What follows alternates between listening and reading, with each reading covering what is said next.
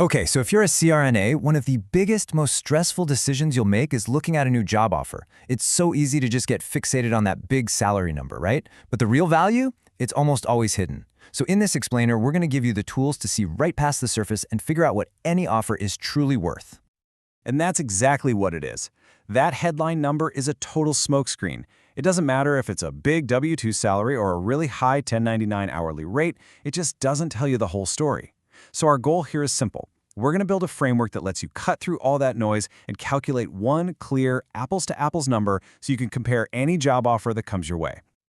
You know, at the end of the day, the choice really boils down to this fundamental trade-off. On one hand, you've got the W-2 employee. That comes with the promise of stability, benefits, a real safety net.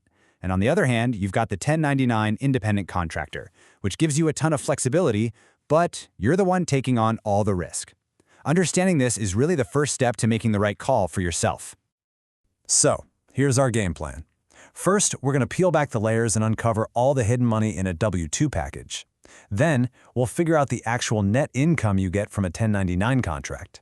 After that, we're diving into the massive wildcard in all of this, the call burden.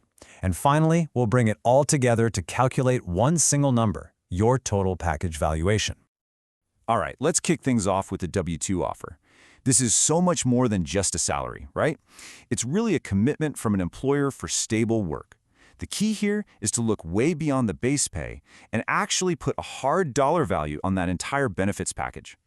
And it's actually a pretty straightforward four-step process. First, you start with the obvious, your base pay. Easy enough. Next, you add in any of that extra pay you might get. Think overtime, call pay, that kind of stuff.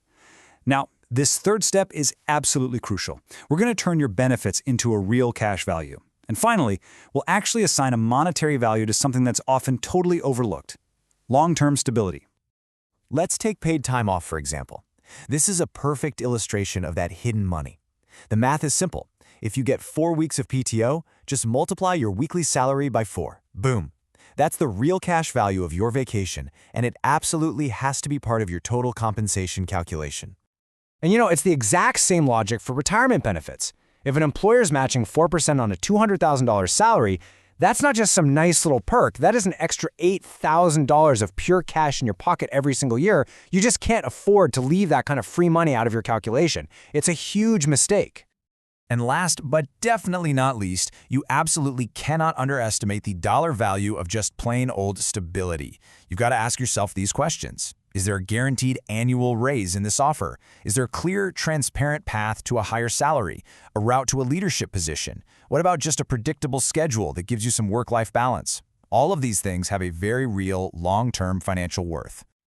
Okay, let's pivot and talk about the 1099 offer. Yeah, that high hourly rate looks amazing on paper. It's always tempting.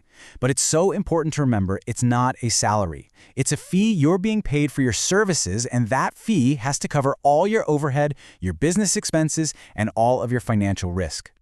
Look, before you even think about signing a 1099 contract, you have to know the market. Right now, the benchmarks for independent contractor CRNAs are often somewhere between $180 and $250 an hour. If an offer comes in below that range, that should be setting off some serious alarm bells, unless the assignment or the location is just absolutely exceptional. And see, this is where you have all the power.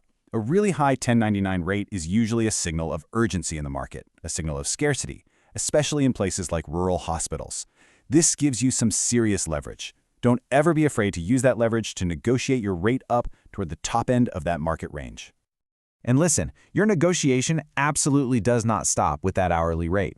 To manage your risk, you have to demand protections in your contract. Things like guaranteed minimum hours per day, crystal clear cancellation fees, and a rock-solid travel policy. These aren't just nice-to-haves. These are things you just have to have. Okay, so we've talked W-2, we've talked 1099, but now we got to get into the big one. The great equalizer, the one factor that can totally change the value of any job, the call burden. And this doesn't just impact your wallet, it has a huge impact on your quality of life.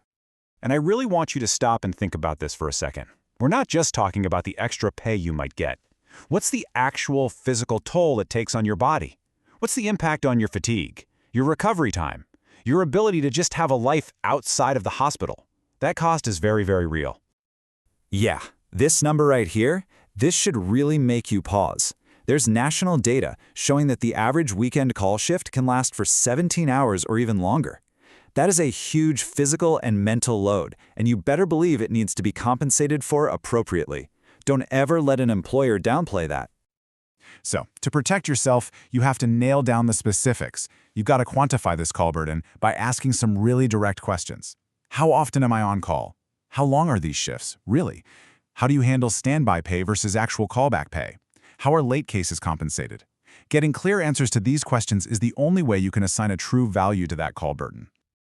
All right, so this is where we pull it all together.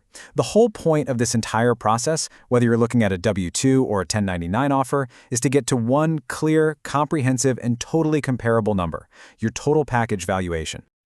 Think of this as your final 3-step checklist. Step 1, monetize all those W-2 benefits and the value of stability. Step 2, calculate the true net income from that 1099 offer after you factor in costs and risk. In Step 3, for any offer, you have to rigorously quantify that call burden and its pay. Do these 3 things, and you'll have your final number. At the end of the day, this is the only question that really matters. By learning to see past the smokescreen of a simple hourly rate or a base salary, you can finally answer it with real confidence. So, use this framework, take it with you, evaluate every offer, negotiate from a position of strength, and make sure you are always getting paid what you are truly worth.